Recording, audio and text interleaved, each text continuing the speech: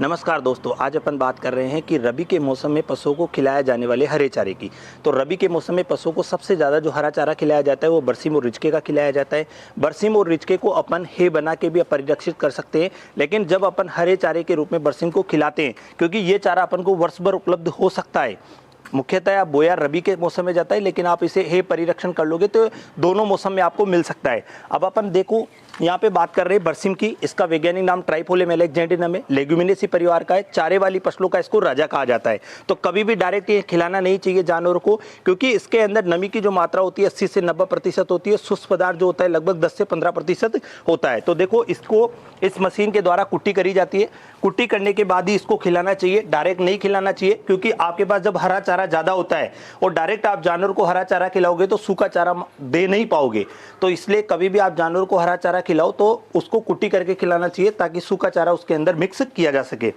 इस हरा चारा था बरसीम अपने पास, इसकी अपन ने कुट्टी करी। कुट्टी करने के पश्चात ये चारा ऐसा हो जाता है। मुख्यतः इसके अंदर जो मिला रखा है वो भूसा, जो भारत में शुष्क पदार्थ के रूप में सबसे ज़्यादा उपलब्ध है। और यहाँ पे जो देखिए, ये अपना ये देखना होगा आपको, गेहूं का जो भूसा होता है ये सबसे ज़्यादा भारत में सूखे चारे के रूप में प्रयोग किया जाता है।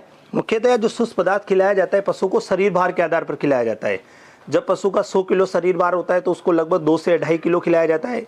गाय है तो आप उसको 2.5 किलो खिलाइए, भैंस है तो 3 किलो खिलाइए, विदेशी अगर गाय है तो उसको 3 किलो खिलाइए, और अगर आपके पास भेड़ और बकरी है तो आप उसे 3 से 4 किलो शुष्क पदार्थ खिला सकते हो।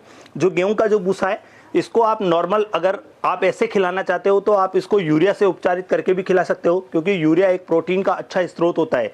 जैसे ही आप सूखे चारे को यूरिया से उपचारित करोगे तो उसके अंदर टीडीएन की मात्रा, डीसीपी की मात्रा यानी डाइजेस्टेबल क्रोड प्रोटीन की मात्रा भी बढ़ जाती है। तो इसलिए कभी भी आप देखो कि सर्दियों के मौसम में आप हरा चारा अगर आपके पास बरसीम और रिच का है तो आप उसे डायरेक्ट नहीं खिलाएं, उसको कुटी करके खिलाएं, ताकि सूखा चारा उसमें आराम से मिलाया जा सके और पशु को सही तरीके से खिला सकते हैं।